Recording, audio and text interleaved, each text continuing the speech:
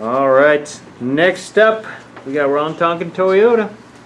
All right, so first we have implemented, obviously I'm pretty sure as everybody has, a training schedule. So basically our first guys come in at 8:30, second guys get there at 10, and then we train at 10:05. We haven't had a chance to fully put everything in order that we want to, but basically what we're doing is we're doing obviously 21 days to make a habit, so we're doing a 21-day training schedule. What that looks like for us is basically finding out what goals we want to achieve, right? Kind of working backwards. What are we trying to get to and what do we want to be at? And then what do we need to train on in order to get to those goals, right? So for us, from our general sales manager, it was more units for Toyota, right? But as a sales manager, that means typically less profit, right? Because you're losing money. So we had to find out the focal point of what we wanted to train on in order to maximize profit while still getting more units out, which typically means on new cars lowering price, correct? So basically coming from an F&I background, I went into it and I was like, all right, well, basically we've got to polish these guys up and make it so we're obviously skyrocketing our back-end numbers, being able to drop our pants, for lack of a better term, on the front, and then sell more units, right? And obviously maximize on used front and back. But that being said, what we did was we basically sat down with our guys and we created a plan where there's basically an A pencil and a B pencil. One has every single product in it at the shortest length possible, typically 36, 48, and 60 months, at an astronomically high interest rate. So this payment that they come out with 0 down is like $900 something on a Camry. Our sales guys needed to be prepared for what's going to happen next, which is a shock from the customers of, oh my God, right? Like, what's going on here? This payment is extremely high. So basically what happens is we don't want to use the 4-square too much because of the fact that I feel like we want to be fully transparent, but at the same time, that does maximize profit, right? Being a little bit more vague. So we flip the paper over and have them walk these customers through exactly what's in this, right? This is the added benefits. If you opt out of some of these, da-da-da-da-da. What we were shooting for is to, one, get a commitment and have this payment that we can drop $400 at any point, correct? And be able to still say, hey, you know what, guys? Basically, what you're saying here is what's comfortable for you and your family is $400, and we're at $900 right now. If I was able to do that and add some of those products in there to protect your investment, would that be something that interests you? Absolutely. Okay, sign right here saying that by some chance I could achieve that you'd be willing to do that today. Okay, fantastic. Because we have this inflated payment, our idea and concept is that we can lower the price, because that's always somewhat of a focal point from the customer, but we also have the option to say, hey, we get a payment commitment too, because it's so high and they can't afford $900 no matter if the car's $5,000 or if it's $20,000, right? So it brings them to that focal point of payment. So what we do is we go back, they come back, typically we're not going to give them that exact number, but we'll implement that. And that kind of was, the reason I tell that part of the story is because finding out what our goal was and how to achieve that basically was going to be the biggest hiccup we're going to have. And our units have went up, we're hitting more units than we've hit. And then also our back end numbers as far as F&I goes is up about $300 a car on that aspect too. So gross is still there, units are up. And then also what we went into with, as far as training goes, was going to be multiple things. Basically we found our individual desk managers or sales managers, whatever you want to call it, their own strengths, right? Like we had one that was a relationship manager at one point, and he trains on CSI. Then we had another one who's our used car manager, and he trains on used cars and building value in our pricing on used cars, correct? Then we have me, F&I background. That's typically what I train on is how do you maximize on that product.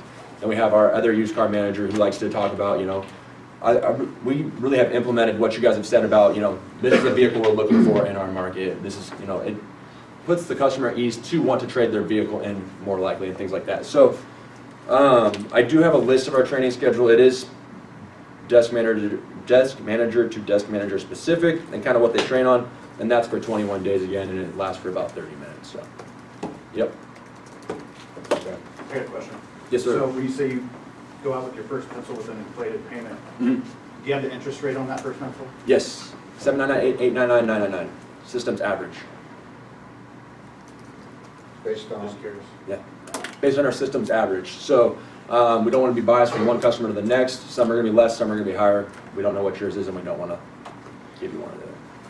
Obviously, it'd be different if he had already looked at their credit or for somebody who haven't. That's what I'm saying. Yeah. So for somebody that you haven't looked at their credit, how do you decide which of those three?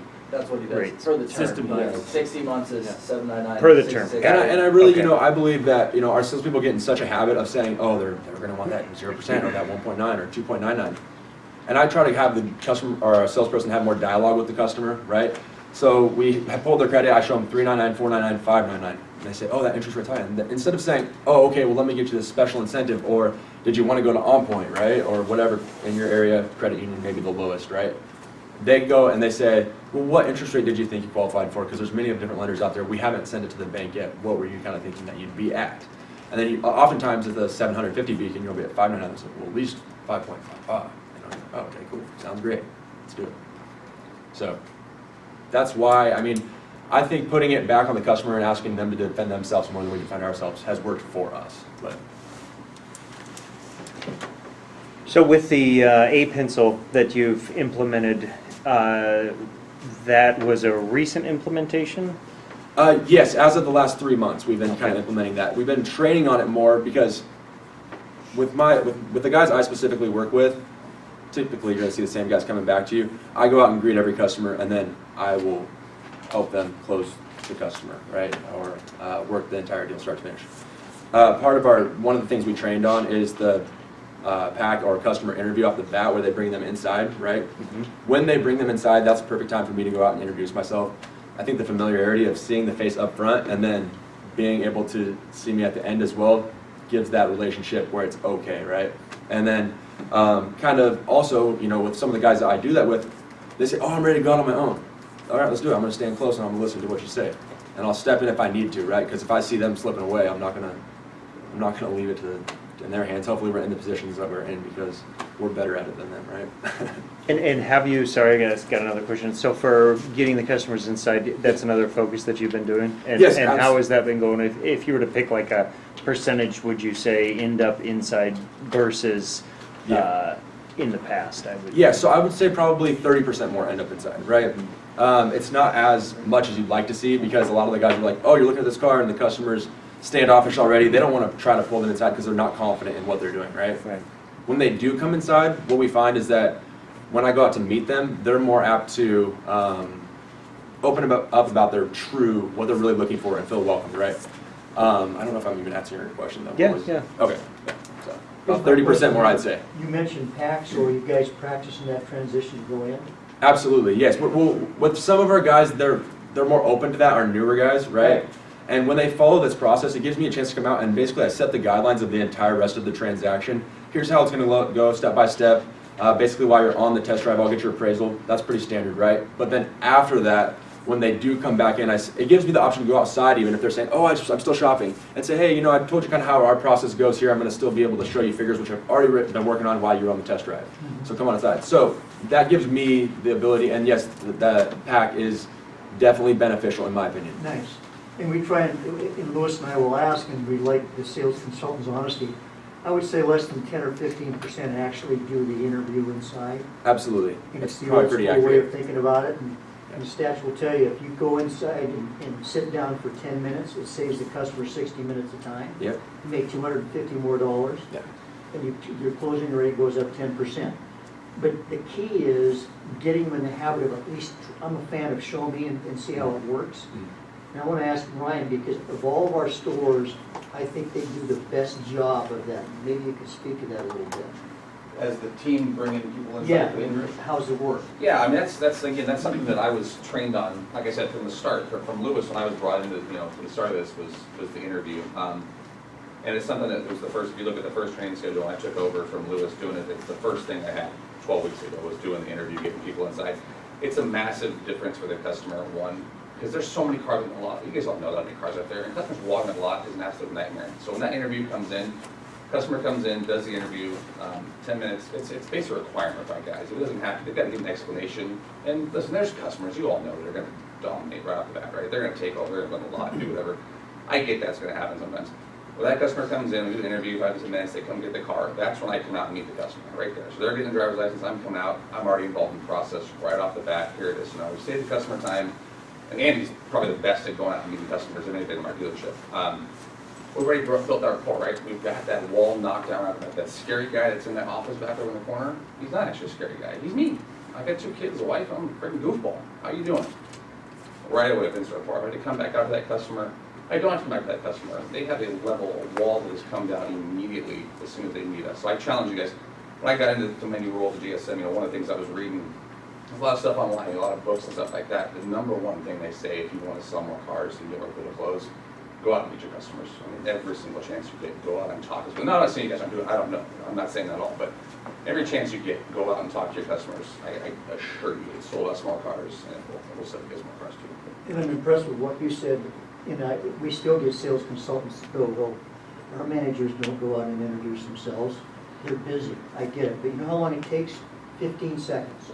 So the bullshit buzzer goes off that I really don't have enough time. It's 15 seconds of saying, gosh, I'm glad you're working with Ryan, he's one of our best sales consultants.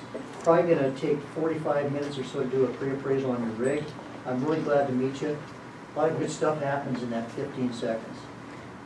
And to Gibby's point, and I'll just say what it is, and you know, when we first started getting everybody through the classes, it was understandable. But you know, we now will have salespeople that'll come through that are some veterans and others that I know that we've got stores that we've been talking about the importance of, just like Cardone, of meeting a manager early. You know, and we'll have salespeople that come through and they're like, well, I mean, have you talked to our managers about this? Because they really, I mean, I just have a hard time. I really think that I'm going to get my ass chewed if I go walk in there because they've got a couple of deals going on.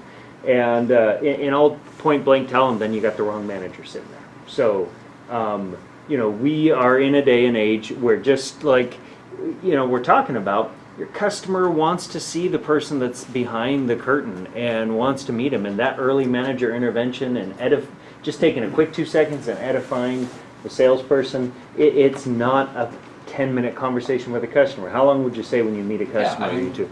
Oh, go ahead. Yeah, I was how long going would to say, typically I'd say thanks for coming by, I really appreciate it. If you have any questions throughout the process, let me know. This is one of our newer sales guys or older sales guys. He's fantastic though, and if he doesn't know your answers, he's a great researcher. But again, if you have any questions, come find me and I'll help you out. And so it's a minute, 2 minutes tops, maybe? 30 seconds. 30 seconds, yeah. yeah. I'd throw in, it's probably gonna take 45 minutes or so to do a full-blown appraisal on your Kyle White. I'm trying to buy my sales consultant time. Customers will do whatever you tell them. I mean, if you just say, here's what we're gonna do to you, they'll kind of go, okay. But I would encourage, since we've got the whole group in the room here, just to take a good hard look at your store. Because Gibby, would it be a safe bet to say that we haven't had one class yet where we haven't heard from at least one salesperson saying, the bullshit buzzer is going off in my mind as a salesperson because I feel like my sales managers are too busy to go greet my customers and to say It's hi. disappointing to me, we talked about it in the manager, we had the managers go through all the workshops first. If you don't like the process, tell us, and we can talk about it. But when your sales consultants go through and you have agreed to do this and you don't do it, what happens? We're going to do this at our store. And you need to look in the mirror because it's not like we're asking 15 minutes of your time. I'm proud of you for doing that because I think it helps sell cars. They've been doing it forever. And I know Andy Olson's great at going to meet the customer. They want to see who the sales manager is. It doesn't take very long. That simple. Yes.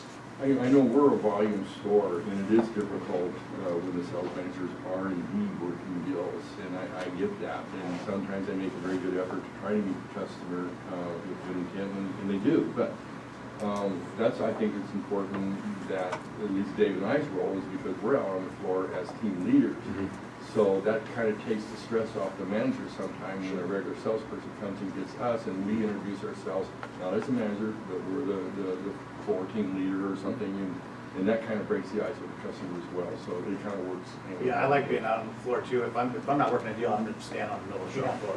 Yeah. I mean, opening doors, saying hi, and you know. I mean, even watching you guys, you know, give your presentation, you know, there's pride in it. So I mean, also in the fact that you guys are in the trenches with them, I think as far as our store goes, it's something I would like to see implemented as far as having somebody who's in the trenches with them, training them. If there is conflict between managers, which it's going to be a natural process, right, between managers or F&I, whatever that may be, you're their out or the person to talk to, and I feel like you have that relationship with the manager, so it's almost like a middleman, and I do think that's pretty cool. And one of the things Cameron kind of kicked us off with too is how their finance managers are out there and actively involved. And really, if a salesperson's goal is I say like, hey, I know I'm gonna have a 10% greater chance of selling this customer today if they meet a manager. If that's my goal, there'll be the occasion where it doesn't happen, but the general rule means it's gonna happen.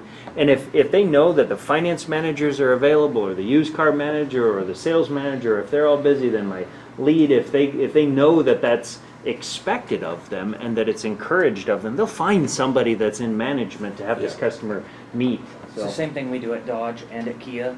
Our finance managers are as involved as sales managers, if not more, because just the 2 or 3 managers on the desk, yeah, absolutely, it can get a little overwhelming.